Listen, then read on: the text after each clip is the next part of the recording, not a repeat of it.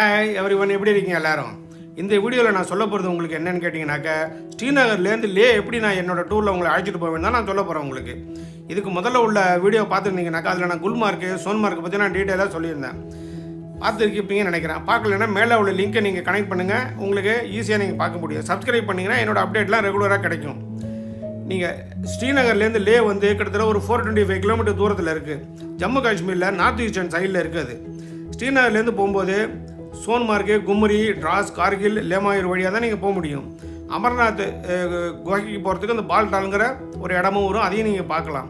ஸ்ரீநகர்லேருந்து நீங்கள் போனீங்கன்னாக்கா by car போனீங்கன்னாக்கா ஒரு 12 மணி நேரம் ஆகும். அவங்க ஒரே நாளில் அழைச்சிட்டு போயிடுவாங்க.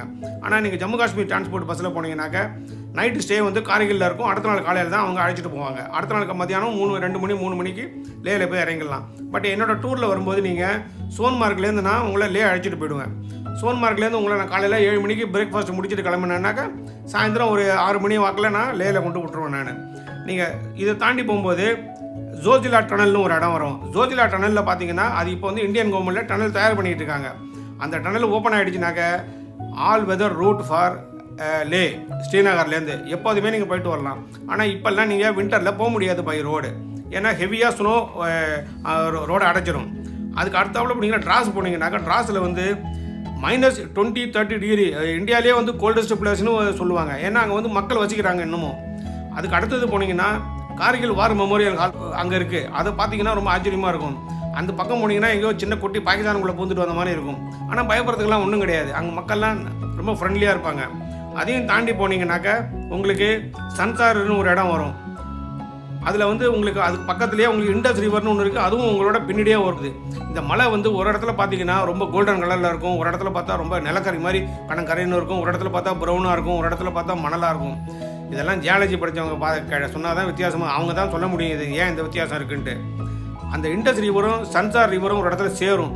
அது சேரும்போது பார்த்தீங்கன்னா ஒரு ரிவர் வந்து ரொம்ப வாட்டர் வந்து க்ளீனாக இருக்கும், இன்னொரு வாட்டர் வந்து ரொம்ப மட்டியாக இருக்கும். அது ரெண்டும் வந்து கிட்டத்தட்ட மானசரோவர் சைட்லேருந்து ஸ்டார்ட் ஆகுது. இந்தியாவிலேருந்து நேராக பிஓகேக்கு போயிடுது. அதுக்கப்புறம் அதையும் தாண்டி போனீங்கன்னா மேக்னட்டிக் ஹில்ங்கிற ஒரு இடம் வரும். அது ரொம்ப ஃபேமஸ்ஸு. அந்த இடத்துல போனீங்கன்னா ரோடு வந்து மேடு பள்ளமாக இருக்கும்.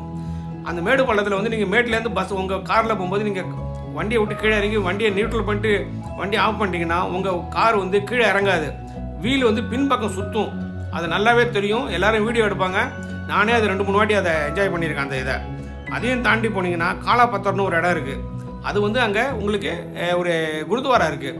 அது ரொம்ப ஃபேமஸ் அந்த குருத்வாரா. மக்கள் நிறையா ஆர்மிக்காரங்களாம் நிறைய பேர் வருவாங்க. பகலில் போனீங்கன்னா உங்களுக்கு சாப்பாடு கிடைக்கும், சாய், காஃபி, பிஸ்கட்லாம் கிடைக்கும். உங்களுக்கு நீங்கள் நல்லா என்ஜாய் பண்ண முடியும். நான் அடுத்த வீடியோவில் உங்களுக்கு வந்து லே, கர்துங்குலா பாஸ், பாங்காங் லேக் போகிறத பற்றி நான் நிறையா சொல்லுவேன். அது நீங்கள் என்னோடய சேனலை சப்ஸ்கிரைப் பண்ணலைன்னா சப்ஸ்கிரைப் பண்ணுங்கள். என்னோடய வீடியோவை கண்டினியூஸாக பாருங்கள். இந்த டூரில் வரத்துக்கு உங்களுக்கு விருப்பப்பட்டீங்கன்னா என் இமெயிலில் கான்டாக்ட் பண்ணுங்கள். அது சொல்லுறது எனக்கு ஃபோன் பண்ணிங்கன்னா I can tell you more. Thank you.